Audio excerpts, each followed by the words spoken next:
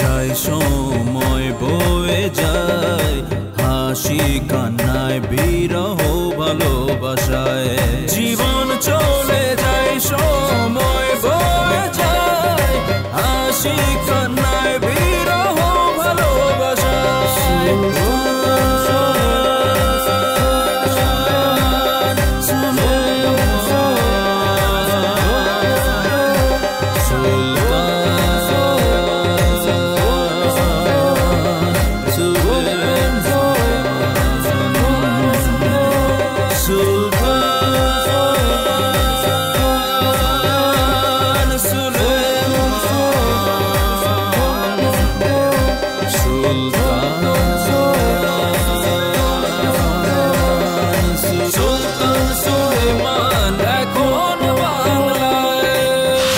সুলতান সুলেমান এখন বাংলায়। এই যে এই বেয়াদব মেয়েটার জন্য হেরেম খানার অন্য রমণীগুলিও আস্তে আস্তে কেমন বিদ্রোহী হয়ে উঠছে। ও কিন্তু সবাইকে নষ্ট করে দিচ্ছে। আপনি দায়া হাতুন ওকে ভালো মতো বুঝিয়ে দিন। আপনি ঠিক মতো কাজ করেন না, কাজে একদমই মনোযোগী না। আপনি হিসাব নিয়ে নয়চয় করেন। আপনি আমার এখানে মানে আমার রাজকোষে আপনি উল্টাপাল্টা হিসাব দেন। এমন কি আপনি সুলতানের বিরুদ্ধে ষড়যন্ত্র করেন, এই অভিযোগও আপনার বিরুদ্ধে আছে। আমার বিরুদ্ধে আপনি তদন্ত করে দেখুন। ইদানিং কার্যকলাপটা যেন একটু মন্ত্রী মহাশয় গোটা টিম করেছে। একটু ঘুরতে বেরোলাম। আচ্ছা, ভেরি গুড। আসলে একটা কথাই আছে, মেঘ না চাইতেই বৃষ্টি। সুলতানরে বুদ্ধি দিমু শিবুলও সাইজ দেবো, আবার শিবুলের বুদ্ধি দিমু সুলতানও সাইজ দেবো। ওয়া দুইটারে সাইজ করার আগে ওই সুম্বুলা কাজে এই যে এরম করে তাহে মাইয়াগণের কাছে বুঝো ওর মধ্যে কোনো ঝামেলা আছে কিনা ও আগে ট্রিটমেন্ট করে বাইর করতে হইবে। আমার গণনা অক্ষরে অক্ষরে ফলে গেছে। তবে আমি আপনার যা দেখছি, সুলতান হওয়া তো দূরের কথা, বরং আরো পতন ঘটবে, বিপদ আসবে, মানুষ আপনাকে দৌড়ানি দেবে। এটা আমি গণনায় সুস্পষ্ট দেখছি, একদম কাছাকাছি দেখছি। বেশি দিন আর লাগবে না পতন হতে। আরে গরক, চুপ থাকো। তুমি এইসব উল্টোপাল্টা কথা বলে আমার মন ভেঙে দিও না। আমি ভবিষ্যতে এই দেশের সুলতান হব, এটা সবাই মোটামুটি জানে। এবং এই সুলতানের ড্রেস দেখো, এই যে ড্রেস দেখো, এই যে দেখো হীরা মুক্তা মাণিক্য, এই যে দেখো ডায়মন্ডের আংটি টাংটি দেখো, সবাই লোকজন জানে আমি এই রাজ্যের ভবিষ্যৎ সুলতান। আর তুমি বলছো আমাকে দৌড়ানি দেবে। রাখো তোমার এসব গণনাগিরি। ভাগ্য আপনাকে কখনো এই রাজ্যের সুলতান নিয়োগ হবে না, কারণ অধিকাংশ লোক অর্থাৎ 90% লোক যদি আপনাকে মেনে নেয় তাহলে হয়তো বা সম্ভব আছে, কিন্তু সেটা কোনোদিনও সম্ভব নয়। শুধু এই জারি জুরি পোশাক পরে হীরা জোহর মুক্তা এই মাণিক্য ডায়মন্ডের আংটি পরে ঘুরলেই আপনি নিজেকেই শুধু সুলতান ভাববেন, কিন্তু প্রকৃত সুলতান কোনোদিন হতে পারবেন না। না গণক, এইসব তোমার কথাবার্তা আমি আর শুনতে রাজি না। কারণ তুমি মানুষকে বিভ্রান্তকর কথাবার্তা বলে তাদেরকে একদম মানে কি বলা যায়, একদম তাদের মন ভেঙে দেবে তুমি। এটা আমি মানতে রাজি না। তোমার সাথে আমি এখন আর কথা বলতে রাজি না, কারণ আমি এখন রাজপ্রাসাদের দিকে যাব। রাজপ্রাসাদের সমস্ত কিছু ভালো করে দেখতে হবে, কোথায় কখন কোন আসনে অধিষ্ঠিত হতে হবে। তুমি যাও এখান থেকে। ঠিক আছে, আপনি যখন আমাকে যেতে বলছেন আমি যাচ্ছি। তবে আবার বলে যাচ্ছি, সুলতান কখনো সম্ভব না আপনার জন্য। আপনি যা তাই থাকবে। আসি, যাও। একা একা কেন ভালো লাগে না, কোনো কাজে মন কেন বসে না, আমার কি হতে কি হয়ে গেল, আমি নিজেই তো কিছুই বুঝি।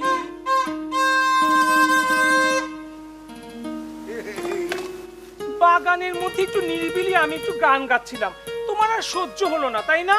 একদম আমার গানের মধ্যে একদম প প করে পুরো 12টা বাজিয়ে দিলে। মানে আমি আসতেছি সেটার ঘোষণা দিলাম। তুমি তো ঘোষক, যেখানেই যাও একদম প প করে ঘোষণাই দিয়ে আসো। এ সুম্বুলাগা, মনে করো না, এরকম করতেছো কেন? আমি তো তোমারে পছন্দ করি। হয়েছে, তোমার বারবার আমাকে টাচ করতে হবে না। উফ, কি বলতে চাও বলো। ঘটনা হয়েছে কি, ওই যে নতুন হুররম নে তুমি নিয়ে এসছো, কই থেকে আনছো? ঘোষক? হ্যাঁ, হুররামরা হচ্ছে অন্দরমহলের ব্যাপার, আর তুমি ঘোষক, তুমি থাকবে বাহির মহলে। তোমার কেন অন্দরমহলের খবর জানতে হবে বলো তো? না মাঝে মধ্যে কোনো কিছু জানতে ইচ্ছা করে না, যেমন তোমার অনেক কিছু তো খাইতে ইচ্ছা করে, সেই রকম বিষয়টা আর কি। মানে এই নতুন হুররমরে কেমনে পটায় আনলা?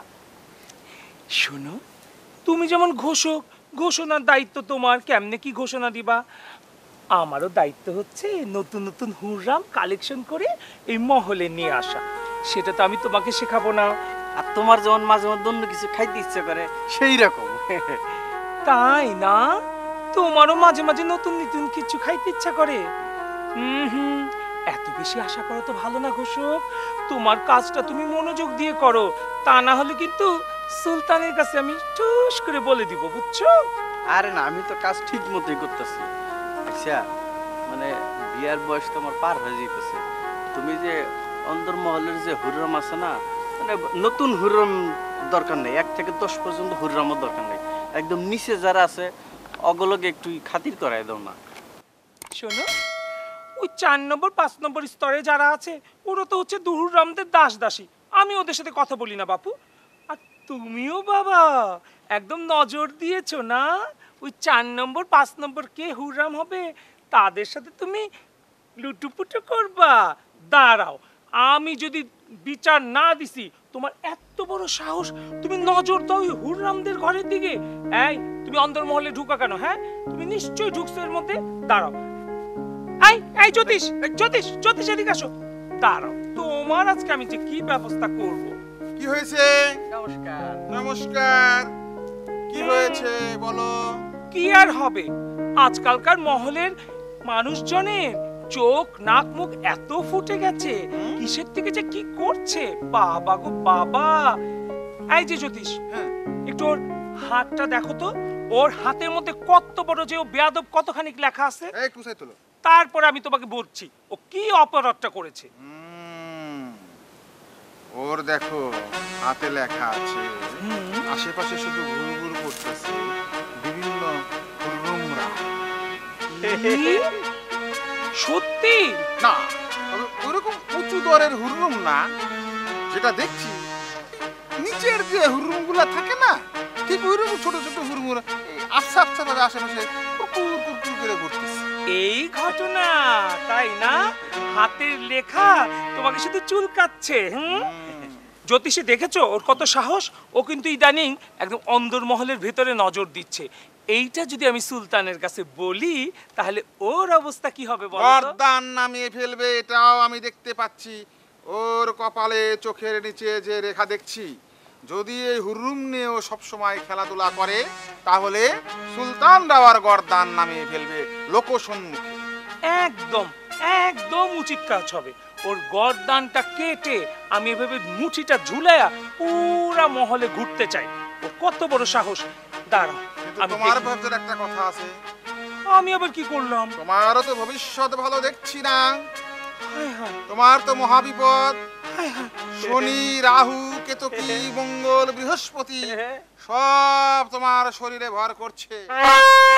ও মা গো জ্যোতিষ, অবশ্য এটা কাটানোর ব্যবস্থা আছে। তাড়াতাড়ি তাড়াতাড়ি তাড়াতাড়ি দেখো তো। এই যে রেখাটা দেখছো, এই রেখাটা তোমার শনি এমন ভাবে ভর করে যে নারীরা তোমার বিরুদ্ধে যাবে, এমন কি ওর পরিবর্তে তোমারও মাথা কাটা যেতে পারে। না না না জ্যোতিষী, জ্যোতিষী, জ্যোতিষী, তোমার কাছে আমার একটা অনুরোধ। জ্যোতিষী, তুমি তুমি তুমি আমার আমার একটা তাবিজ কবজ কিছু একটা দাও, যেন আমার এসব না হয়। আমি সব তাহলে কি দেব। করে খাবো? সব দেব তোমাকে। একা একা পূর্ণিমা রাত্রিতে কৃষ্ণপক্ষে যমুনার ঘাটে তোমাকে ডুব দিতে হবে 101টা।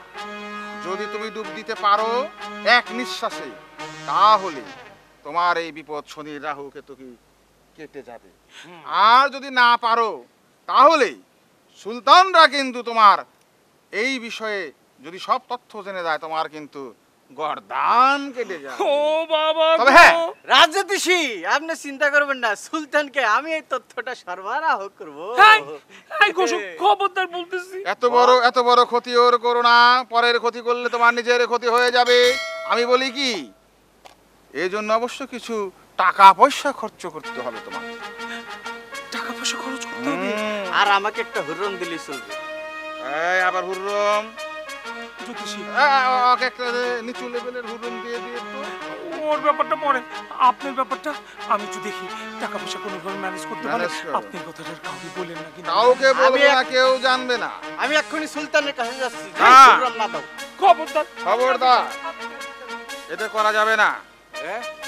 এক কাজ করো, কি ওর কাছ থেকে কিছু টাকা পয়সা আদায় করে আমাকে দাও, ওখান থেকে তোমাকে কিছু ভাগ দেব। আচ্ছা ঠিক আছে, চলেন। চলো। মহামান্য উজিরে আজম, আপনি কি খুঁজে পেয়েছি আমি? বাহ, এত খুশি হয়েছে খুঁজে পেয়ে? হ্যাঁ, কারণ এই রাজ্যের অনেক প্রান্তে ঘুরেছি আমি, কিন্তু কেউ আমাকে একটা কাজের ব্যবস্থা করে না, কোনোভাবে কথাই বলতে চায় না, তাই আপনার কাছে ছুটে এসেছি। ঠিক আছে, এখানে বসো। এটা বসার সিস্টেম হলো আরাম করে বসো। আরাম করে? জি উজিরে আজম। তোমার কি ধরনের কাজের প্রতি আগ্রহ আছে এবং অভিজ্ঞতা আছে? আমার সব বিষয়ের কাজের প্রতি অভিজ্ঞতা আছে এবং আগ্রহ আছে। তুমি জানো কার সামনে বসে কথা বলছো? হ্যাঁ, আমাদের এই রাজ্যের মহামান্য উজিরে আজম। তাহলে মুখ এরকম করছো কেন? অনেক অভিজ্ঞতা আছে, সুন্দরভাবে কথা বলো, সংযত হয়ে কথা বলো। ভুল হয়ে গেছে উজিরে আজম।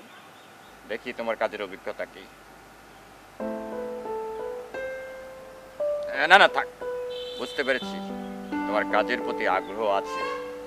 জানোই তো আমাদের রাজ্যে এখন দুঃসময় চলছে, প্রচন্ড গরম, গরমে মানে অতিষ্ঠ হয়ে যাচ্ছে সবাই।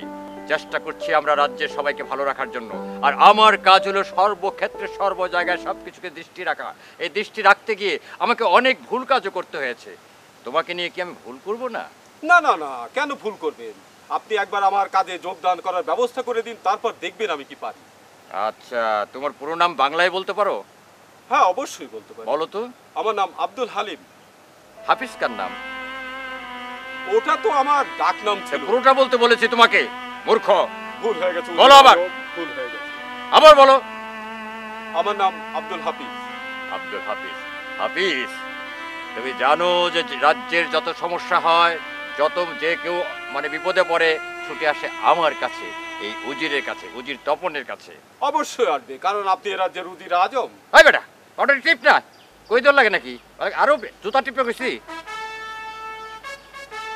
তোর হাতে তো ময়লা আছে না, তোকে দিয়ে হবে। তোকে কোন কাজটা দেওয়া যায় একটু ভাবি নাকি? তুই একটু ভাবতো কি কাজ দেওয়া যায়।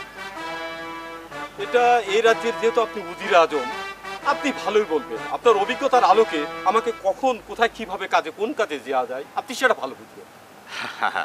একটি লোভনীয় অফার তোমার জন্য আছে। লোভনীয়? হ্যাঁ, অনেক লোভনীয় অফার। সেই অফারের জন্য এ পর্যন্ত 10 জন ইন্টারভিউ দিয়েছে, টিকে নেই। তুমি যদি টিকতে পারো তাহলে মনে করবে তুমি একেবারে লাল হয়ে যাবে। বলুন উজির আজম। এত খুশি হয়েছো? আমাদের এই রাজ্যের ভিতরে সবচেয়ে লোভনীয় কাজ হলো পাচকের দায়িত্ব। মানে এই হেরামখানা থেকে শুরু করে মন্ত্রী পরিষদ, এলাকার পাইক পেয়াদা থেকে শুরু করে সবার খাবার ব্যবস্থা করা হয় সেই পাচকের মাধ্যমে। পাচকের একটা বলিষ্ঠ অ্যাসিস্ট্যান্ট দরকার, সেটা পাচ্ছিলাম না। তোমাকে দিলে কি তুমি পারবে? অবশ্যই পারবে উজির আজম। ওরে হাফিজা, তুই পারবি? তুই আমার কাছে আইছস, তোর একটা থাপড়ে দাঁত ফলাই দেবো। উজির আজম, আপনি হঠাৎ রেগে গেলেন? রাগি না, মাঝে মাঝে না আমি আসল ক্যারেক্টারে চলে আসি, তখন কিছুই মনে থাকে ও, না। এটা তো আমি বুঝতে পারিনি, তবে এখন তো আপনার সাথে থাকলে আমি বুঝতে পারবো আপনার আসল ক্যারেক্টারটা কি। তাহলে ঠিক আছে, আজ থেকে তোমাকে আমার খাস কাজের জন্য রেখে দেব। মহামান্য উজির আজম, আপনাকে অনেক ধন্যবাদ। ঠিক আছে, এখন বহিষ্কৃত হও। ওকে উজির আজম, দেখা হচ্ছে।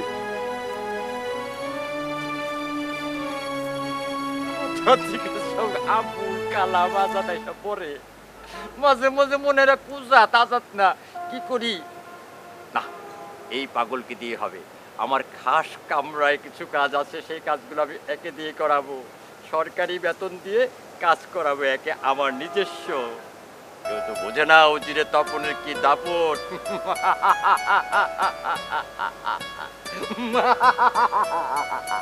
ওই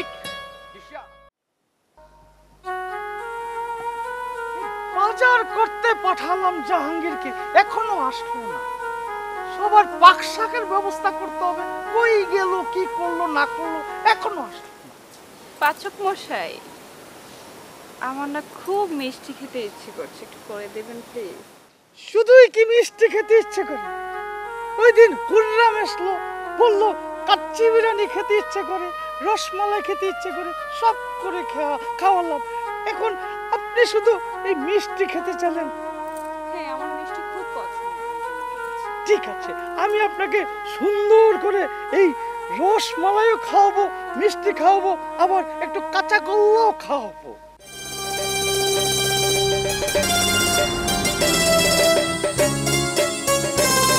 জীবন চলে যায়, সময় বয়ে যায়, হাসি কান্নায়